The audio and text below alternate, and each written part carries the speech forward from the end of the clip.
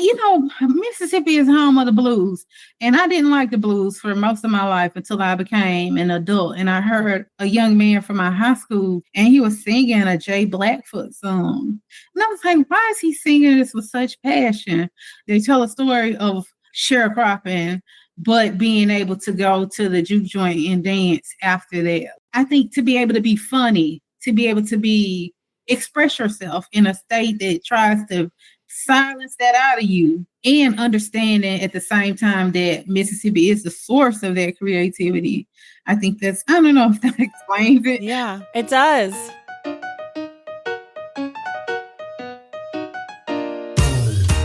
Welcome to The Stacks, a podcast about books and the people who read them. I'm your host, Tracy Thomas, and today I am joined by Addie E. Citchens. She is the debut author behind one of my most favorite novels of the year, Dominion. If you are a lover of Black Southern family dramas told with a little bit of humor and a few twists, I think you should stick around for today's conversation.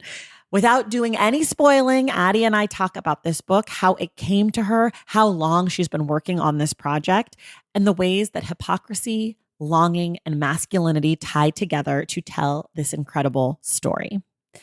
The Stacks Book Club pick for August is Braiding Sweetgrass, Indigenous Wisdom, Scientific Knowledge, and the Teachings of Plants by Robin Wall Kimmerer. We will discuss the book on Wednesday, August 27th with Alexis Madrigal.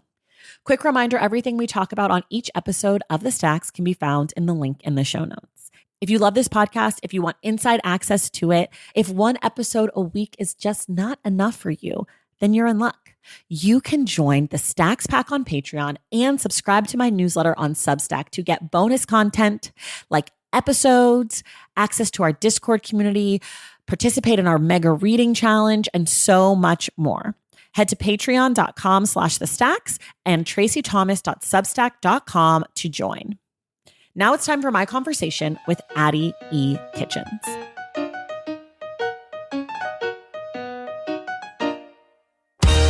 Okay, everybody. I'm really, really excited about this one today. I have started screaming about this book on the internet basically the moment I got about 10 pages in. And I get to talk to the author of, so far, my favorite novel of the year. I am joined today by the author of Dominion, Addie E. Citchens. Addie, welcome to The Stacks. Thank you so much, Tracy. Thank you for having me.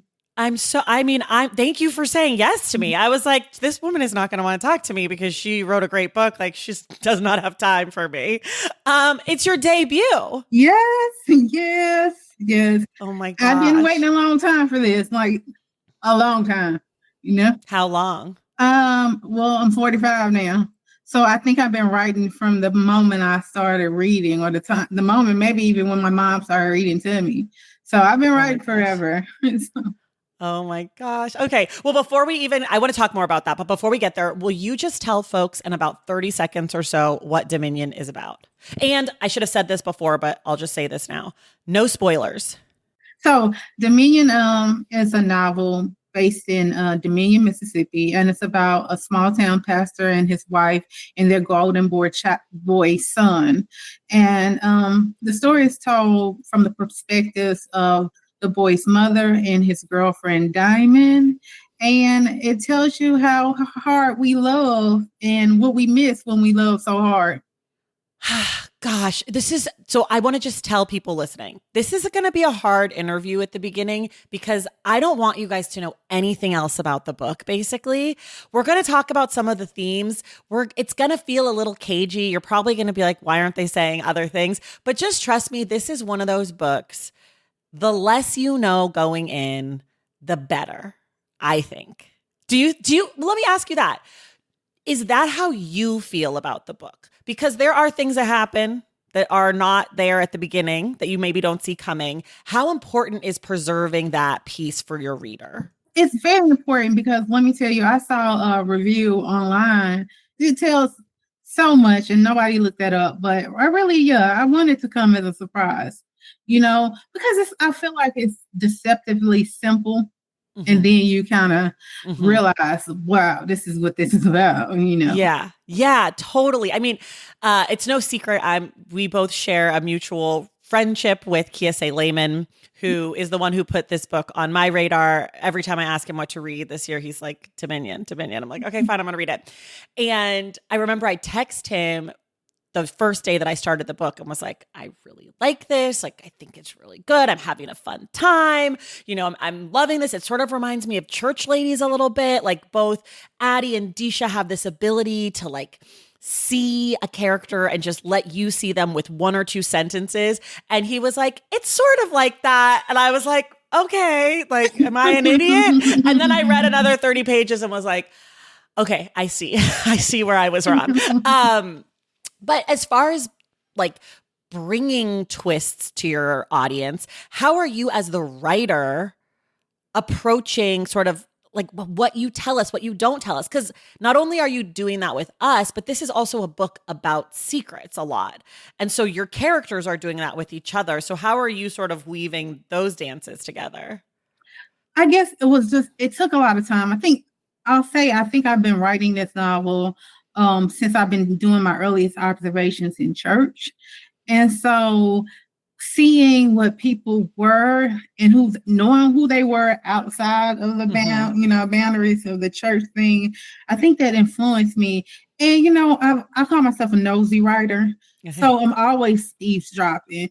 And so when you listen in as much as I do, you notice what people are saying and what they're not saying. And I think I want to, and I think for me, that's our lives. That's our relationships, what we express and what we don't express. Even with the closest people we know, there are certain aspects of self I believe we don't express.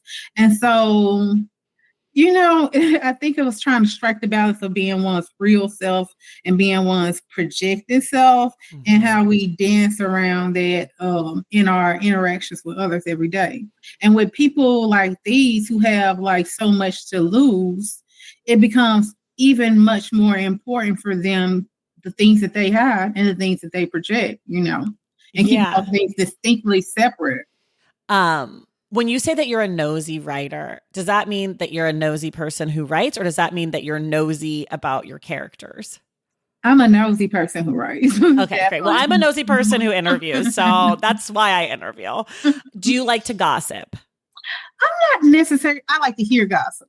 Okay, so you do like to gossip. You just don't bring enough to the table for the rest of us. Exactly. I'm the observer, Okay. I'm all in it, You said that you've been writing this book maybe since your mother started reading to you.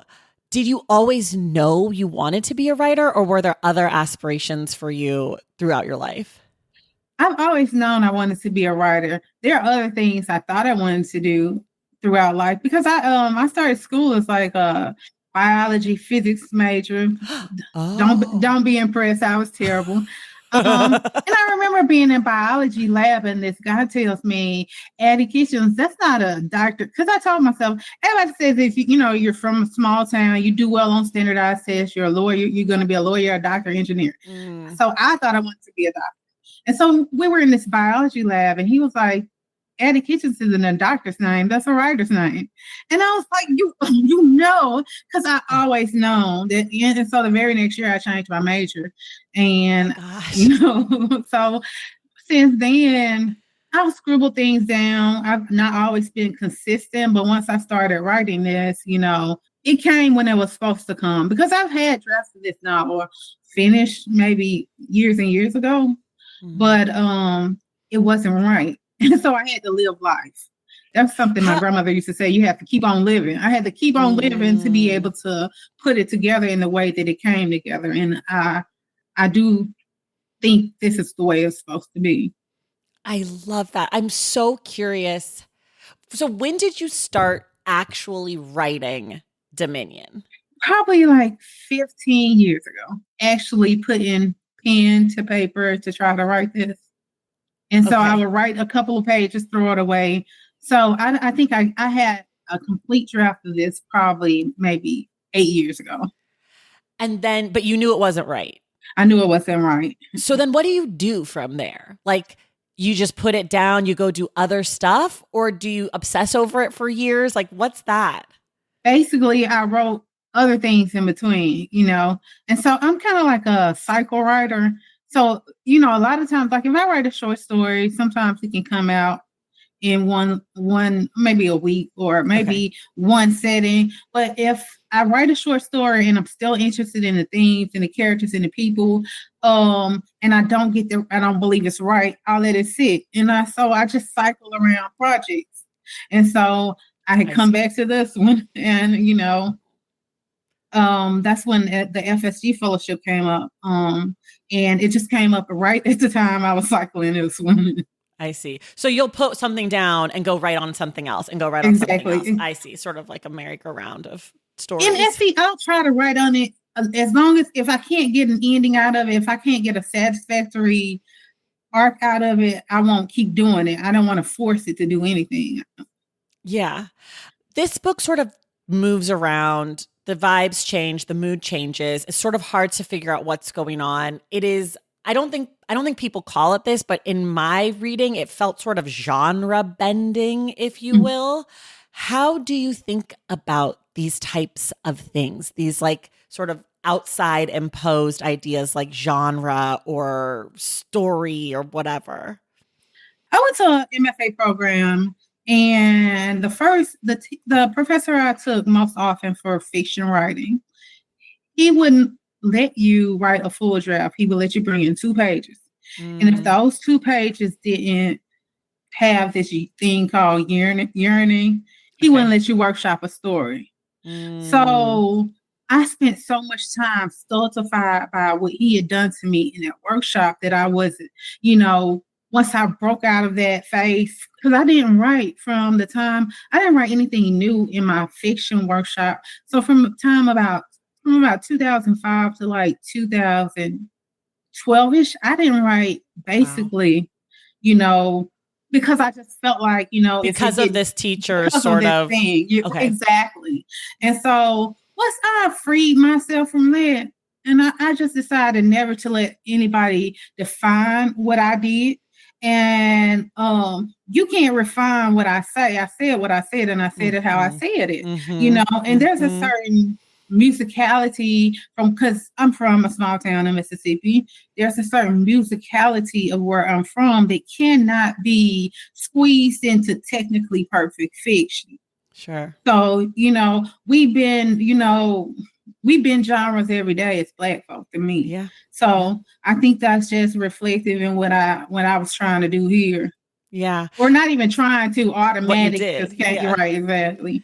I think that what I'm about to say is maybe something is a half-baked idea I'm having, but just listening to you talk, I sort of feel like genre is useful when something is mediocre, but when something is really good, genre quickly becomes like a barrier, or it's almost like it scrambles whoever the audience is. It scrambles your understanding of the thing. I don't know if that resonates at all with you. Yes, very much. And also, I think a lot of great fiction got left behind. Not enough people read it in a serious way because it was, automatically thrown into that genre thing. And so I think we miss out a lot with trying to force labels on things, Yeah. Good art should transcend labels anyway. Yeah, totally. You shouldn't be able to boil it down. Right. You shouldn't exactly know what it is if it's doing what it's supposed to be doing. It's funny, though, because you said that your teacher said yearning. And one of the things I have written down about this book is longing, which I think are cousins. And I feel like this book is like steeped in longing. These 2 women, Priscilla and Diamond, who are our main narrators, they're our main sort of guides through the world of the town of Dominion and the men that they love in this town. They both have so much longing.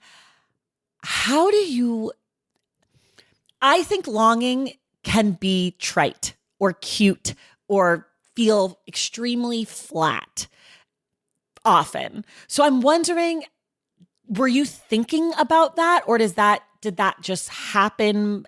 Like, what were you trying to put on the page? I think I just wrote what I observed, and I observed women longing for, that's all they did.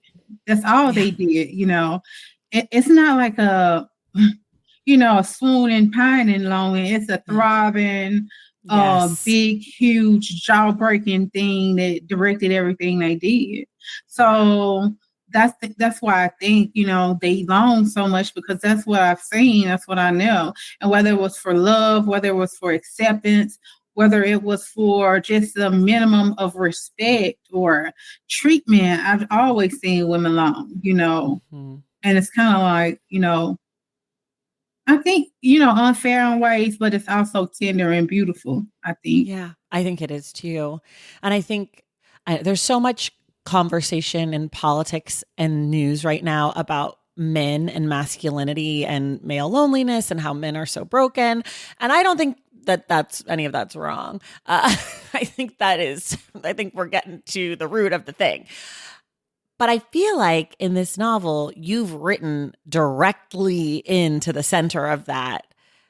And I'm curious what you make of masculinity and maybe like the ways women are sort of tasked with being the keepers of masculinity or like interested parties in it.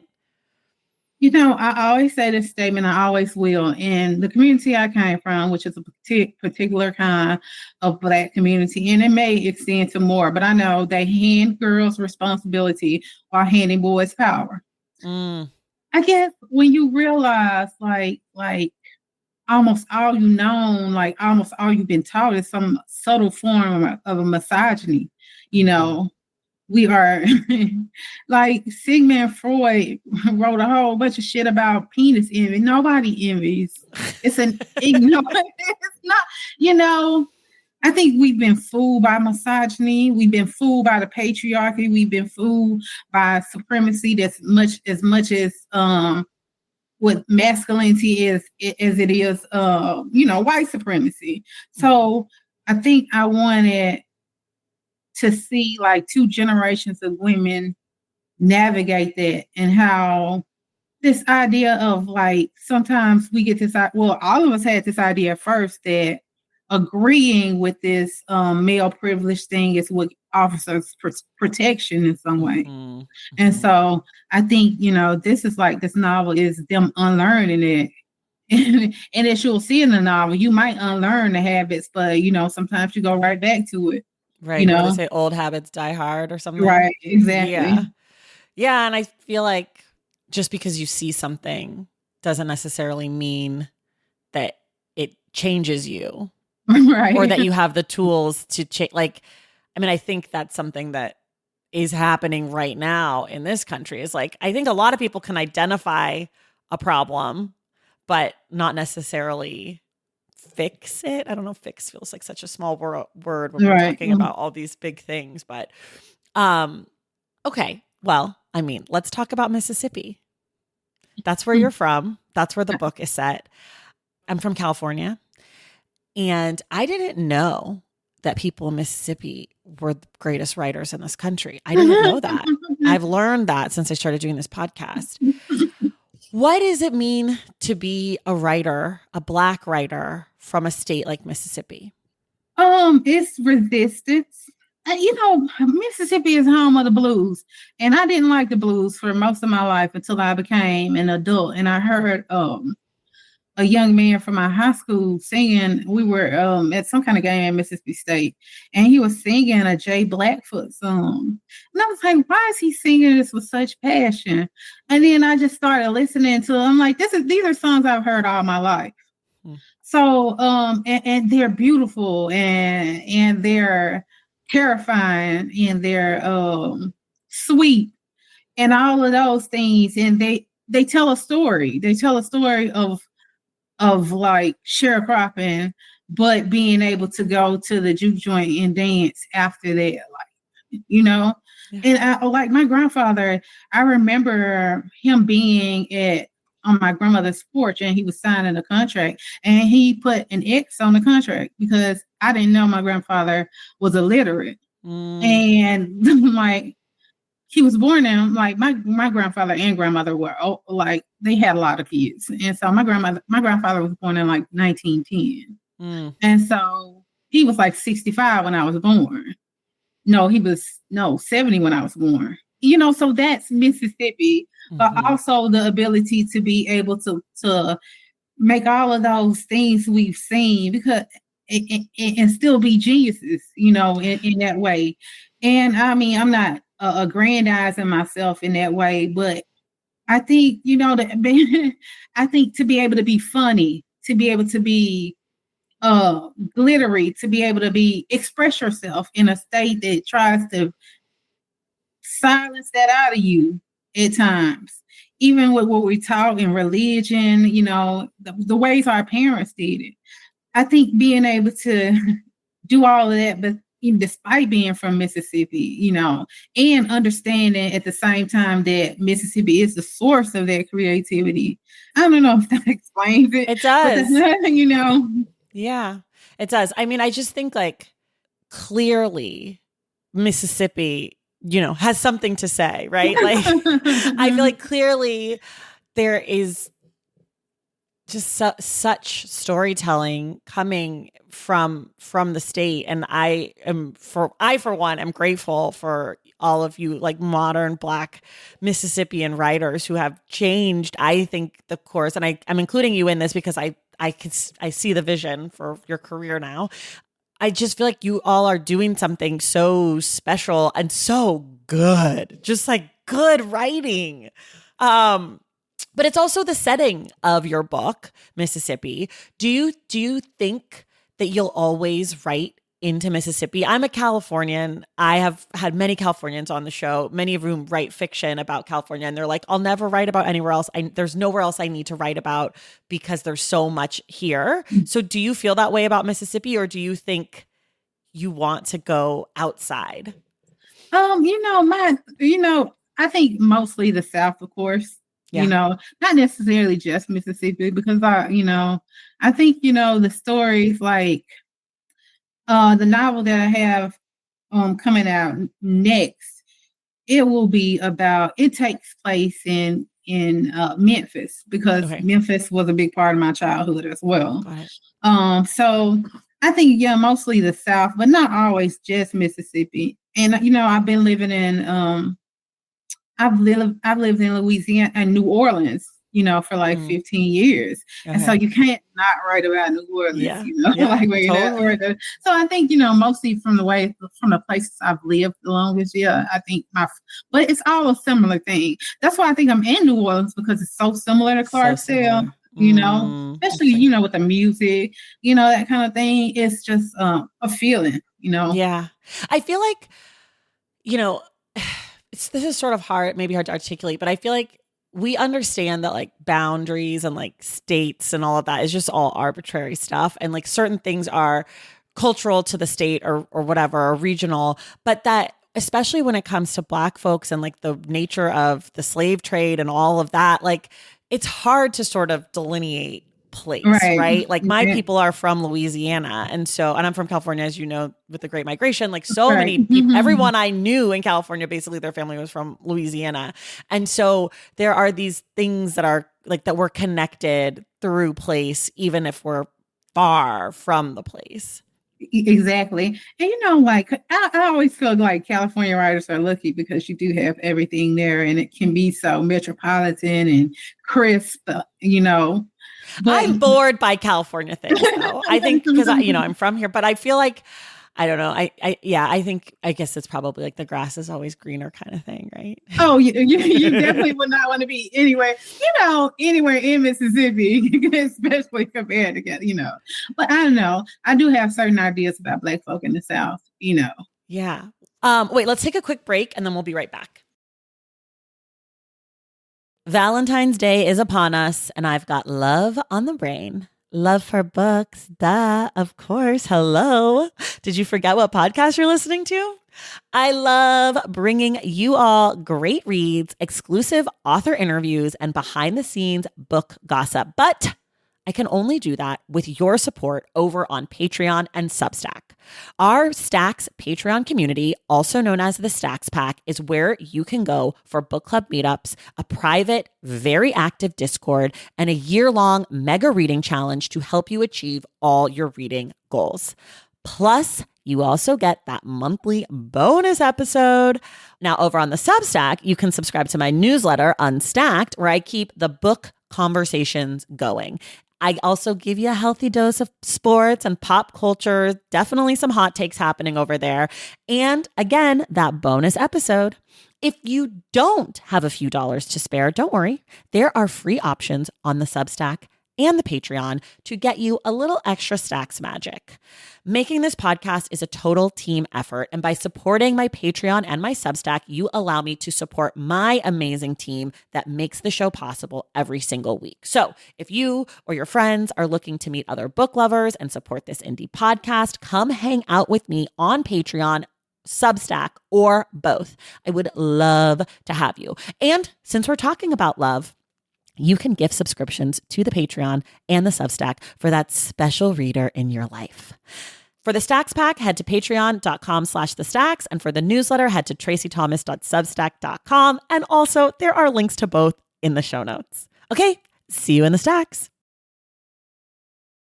Okay, we're back, and I want to ask you a little bit about the structure of the book. We've talked about how there's these two alternating narrators. There's also this other third piece, which we won't talk about, that comes up throughout the book. How did you decide to do alternating? Why did you decide to do that? Are there versions of the book where it's one or the other or someone else all knowing? Like, how do you kind of figure out who's talking to who and how?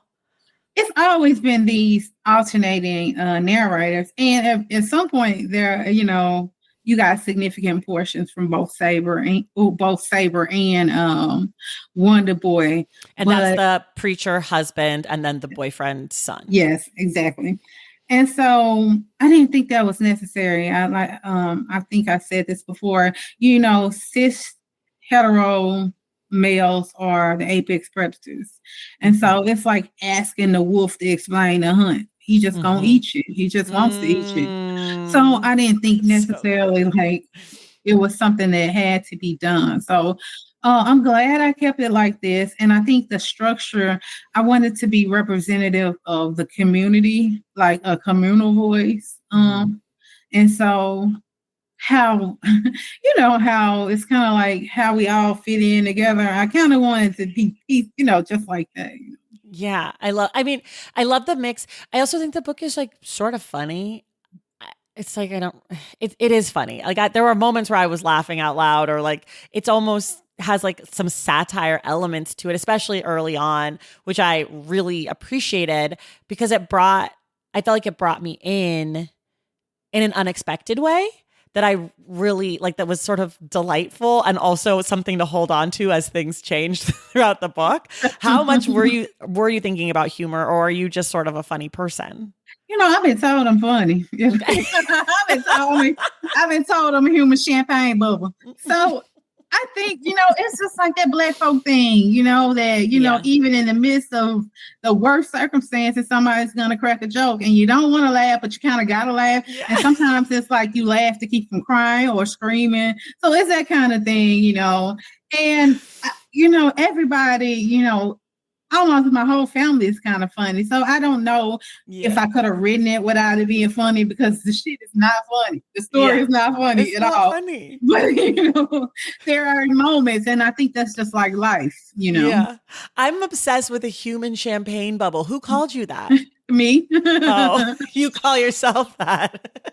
No, but I have been told I have a sparkling personality.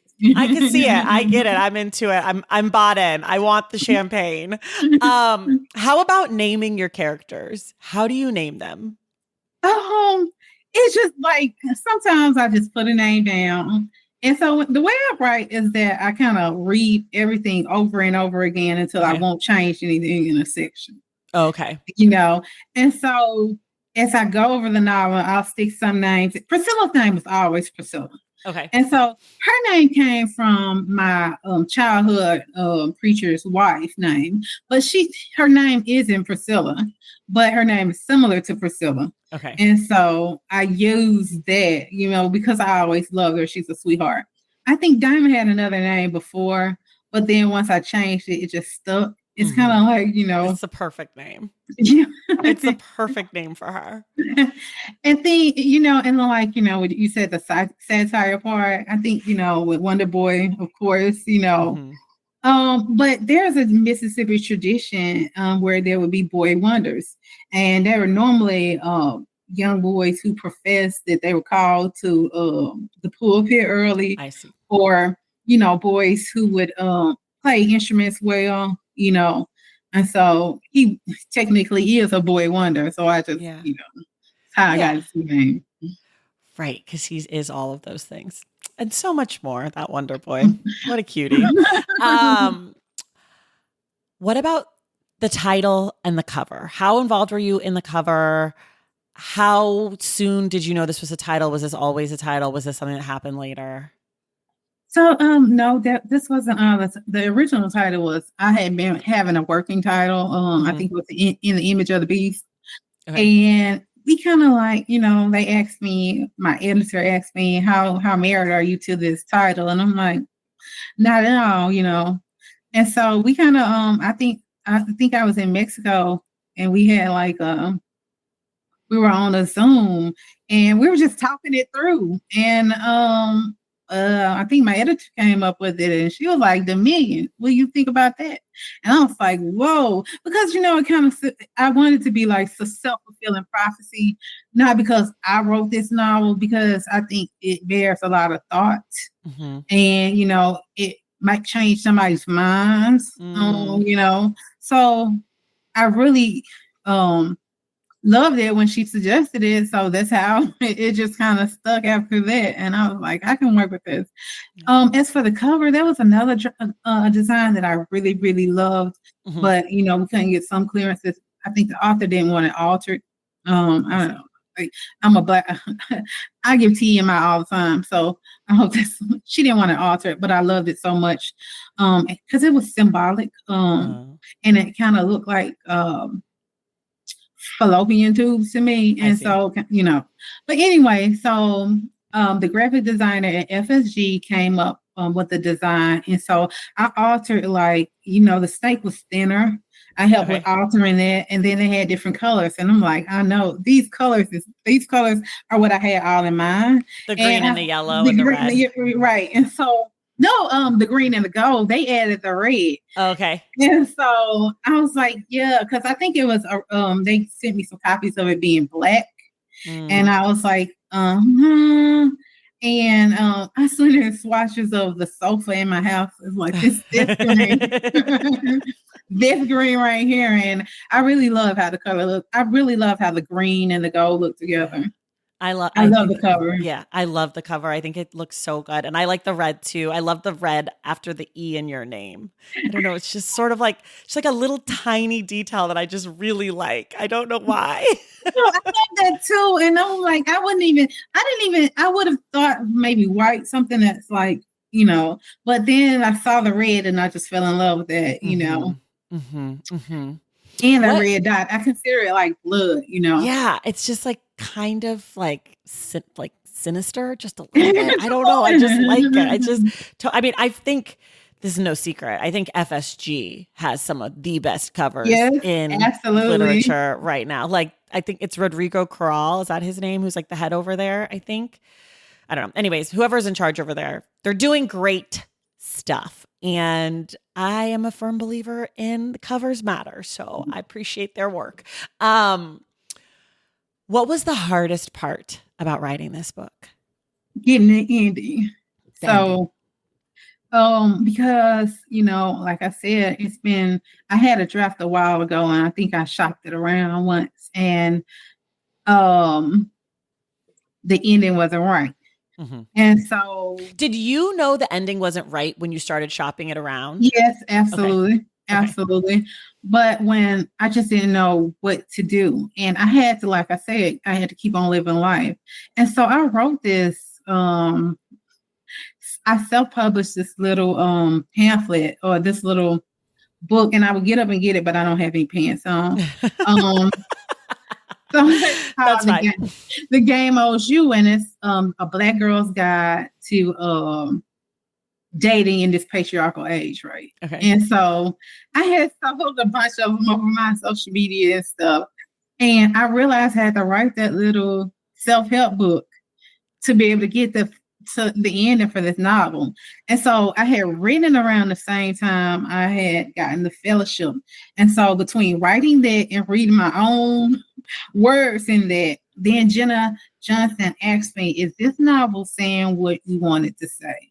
And perhaps when I wrote it in my early 30s, perhaps it did say what I thought I wanted to say. But at this point in my life, after the evolution of me, and after I had written that little pamphlet, I realized no, absolutely not. And that's all it took was that one question. And I'm eternally grateful for that. Yeah. I mean, Jenna Johnson also fantastic. Yeah. I mean, you have sort of this dream team, right? It's like you have PJ Mark as your agent, who I'm obsessed with, who is like, I don't know, doing getting the best things into our hands. I just feel like I'm like, oh, PJ Mark is the agent on this. Like, if not for him, I don't know, 30 of my most favorite books of the last 10 years never exist, right? Like he's just, I don't know, a genius. Jenna Johnson at FSG, a genius. The cover, it's just like this dream. And I didn't obviously know any of these things about the book before. I'd seen the cover, but aside from that, I didn't know any of these things. And of course, as I'm like reading your acknowledgments, I'm like, of course. Of course, this makes so much sense that all the great people would be flocking to this great book because it's, great. But I love this idea that Jenna was just like, is this what you wanted to say? And you were like, nope, not at all. And then did the ending come to you quickly from that? Like, did you immediately know what to do? Very quickly. I was on the deadline anyway, and I'm not usually good at writing on the deadline. Okay. I don't do themes and deadlines. But when she asked that question, I was like, oh man, you are absolutely right. Let me get this done. And it just kind of just came out from there. Okay. I got some questions for you about process, which is first and foremost, how do you like to write? How many hours a day? How often? Do you listen to music? Do you do it in your home? Do you do it out in the world? Are there snacks and beverages, rituals, the whole thing? I'm normally a writer in my home. So like I said, I've always worked sort of odd jobs. And so I had a writing schedule where I would write in the morning. Then I would do some kind of exercise, and then I would write in the afternoon. And if I was like writing on the first stage of this novel, I might write a third time, just around whatever job I was doing. Also, it depends. When I'm actively writing, there is a song that I have associated to whatever I'm working on in the moment. And so what that does is kind of click my mind right into what I'm trying to do. I get my coffee, I get my joint. Can I say that? Yeah. Yeah. I'm in California, so you're safe here. I don't know. Can you say that where you are? I don't know. Yeah, I'm in New Orleans, so okay, it goes down. So yeah, I get my joint, I get my coffee, and then I turn the music on. Now, when I'm kind of when I get to a standstill in the story, what I'll do is listen to the story. And I will listen to it as much as it takes to not edit anything in that section. I might make small edits after the fact, but no big edits in the section. And then I'll be able to move on. Right. And so during that phase, I just do that silently because I'm just listening and trying to make sure it's all.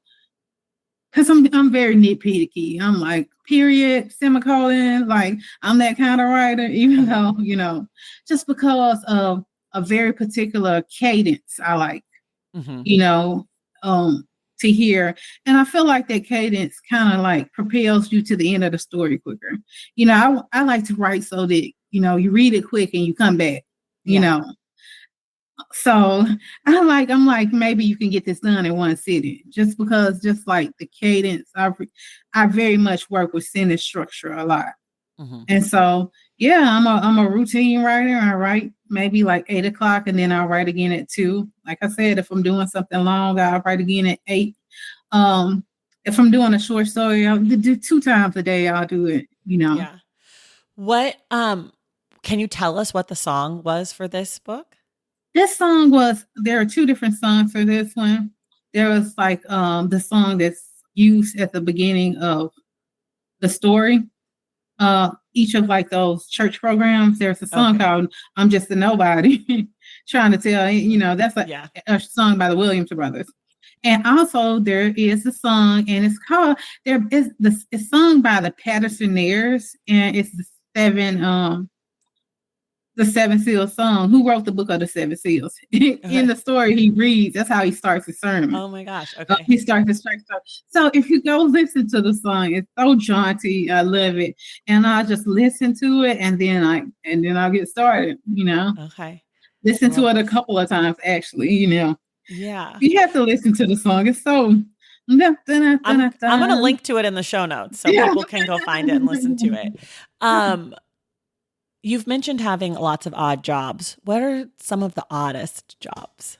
So, one of them I used to work as an extra, because they film a lot of stuff in New Orleans. Yeah. And I would go, those are the days I couldn't get my writing schedule out, but I usually do it like 3 days when they're doing something. Or one time I was like, a farm teacher. Yeah, it was a big farm at City Park, and you teach the kids about the native species and stuff. Wow. Anyway, it rained really hard one day and I never went back. That's so wet. No, thanks. No, thank you. I worked a lot with kids. I worked as a tutor. That was like three hours a day. Okay. But they paid well per hour, and I had like a studio apartment that was like $600 in, so it was just enough to get by. Then I worked for a long time at the city's Broadway Theater as a house manager. It was like the funnest job ever. You got to see all the shows, and then you only work like from 5 to like 11. Right. That works for me. It works for my schedule. So yeah. I love this. I love this. What's a word you can never spell correctly on the first try? Curriculum stuff. That's a hard that one always kind of. Also unnecessary. I always get that wrong. Can you do necessary or both? It's usually unnecessary. It's like, is it 2 C's and 2 S's? Like, is it UNECESSAORI? I don't know. I'm a terrible speller. That's why I asked this question. Yeah, that's usually when I started doing this podcast, I didn't used to ask that question. And then one day I was like, I'm just so curious. Like, what are all these smart, geniusy people who come on my podcast? Like, I wonder what they can't spell. And then I started loving the answer so much that I just never stopped asking it. But it also made me feel good about myself because I'm such a bad speller. And then someone who's like won a Pulitzer Prize will be like, I can't spell tomorrow. And I'm like, I can spell tomorrow. I could win a Pulitzer Prize one day. No, you're right. No. I believe. I mean, I write on the internet. I have to write things on the internet, but I am not a writer. I do not call myself a writer. I hate writing. It is by far the worst part of my job. If I could do this just talking and asking questions and interviewing people, I would gladly do that. I just like books, but I don't ever want to write one.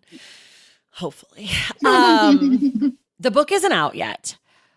So I can't ask you, I can't ask you this question because you don't know, but I'm wondering for you, like, what will success look like or feel like for you as you enter this sort of major life bucket list moment?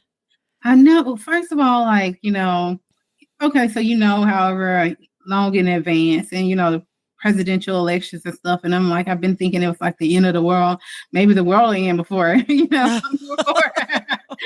right? That's nuts. But it just feels like, so it's been kind of like, like this balance of understanding what's going on and feeling for everything that's going on while trying to, get excited for your own project. So, it's kind of been like late just getting excited about it, but success for me looks like conversation, like a lot of people are talking about the themes, and what that means, and what might change, what ideas people have that might change as a result of it, and of course, selling 1 million copies, that'll be bomb too. But we're gonna do that. If I have anything to say about it, we're gonna sell 1 million copies of this one. I mean, I have to say, as soon as I finished the book, the only person I knew who had read it was Kiese, and I just texted him and I was like, I am dying for this book to be out so that I can talk to people about it. I've been pressuring people who I know have access to early books. I'm like, can you please go read this now so we can talk about it? Like, I really need to talk about this with somebody. Can somebody read this? So I certainly think it's gonna inspire a lot of conversation, and I'm really looking forward to that. Like, as we're recording it, we still have like 10 days or something before the book, like 9 days. I don't know. Something like that before the book comes 19, out. Yeah, eight. 8 days. Who's counting? Not you. Who cares? 8 days, whatever. But I'm just like, I can't wait. So I imagine, you're probably feeling like that too, like the anticipation. I know. I was telling my partner, I was like, oh, am I going to make it to next Tuesday? Am I going to make it?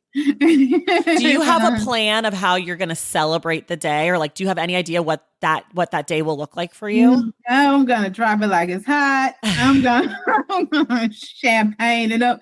I don't know. I've been practicing silence lately just because,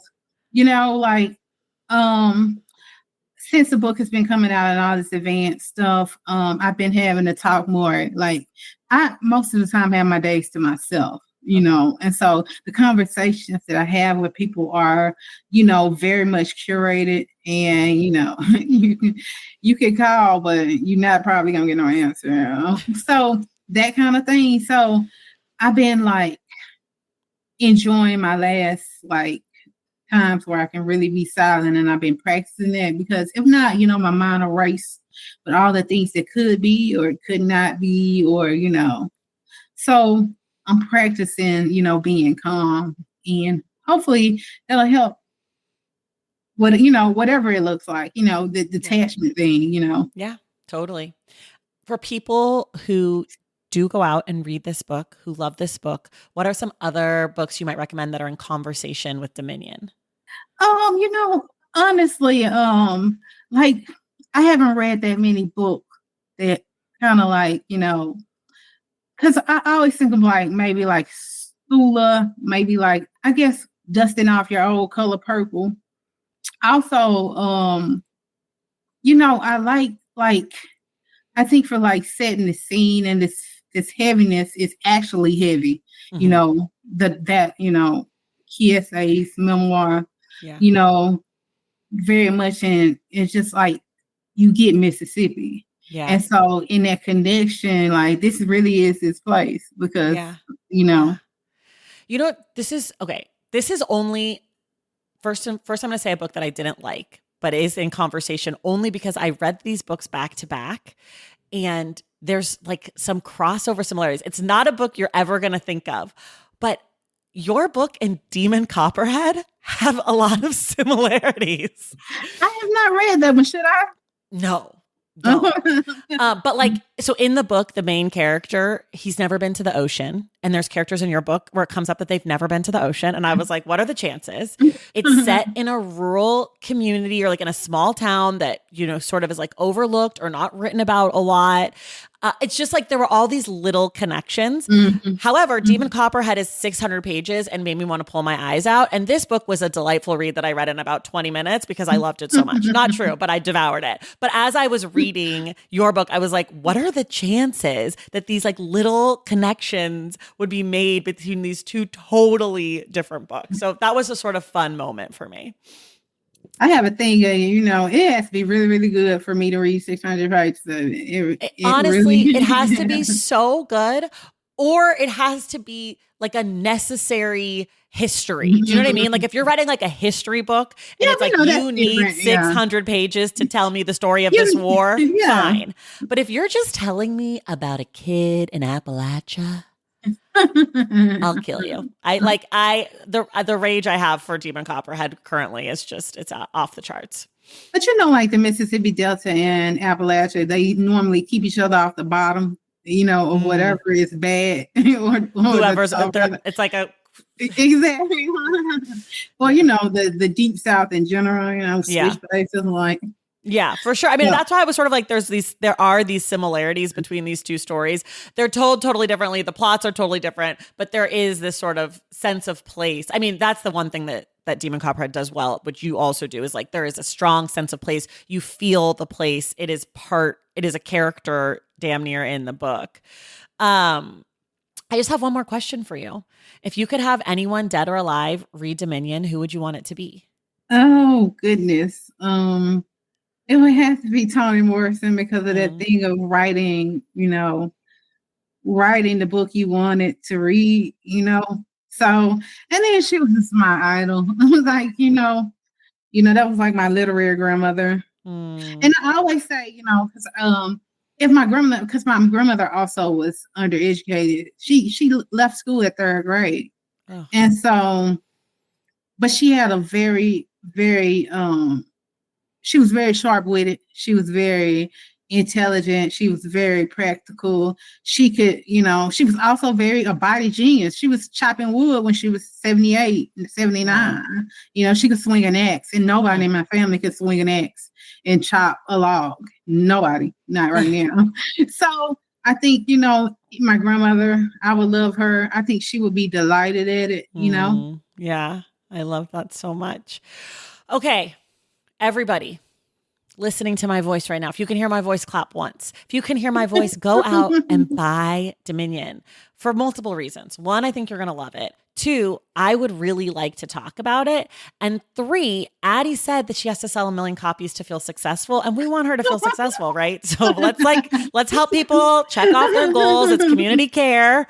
What we can do to help each other. But in all seriousness, I love this novel so much. I'm so happy that I got to read it. I am so happy that I got to talk to you today. Thank you so much for coming on the podcast. Thank you so much for having me. You are the best. You're like a champagne bubble too. Thank you. I was hoping you'd say that. And everyone else, we will see you in the stacks.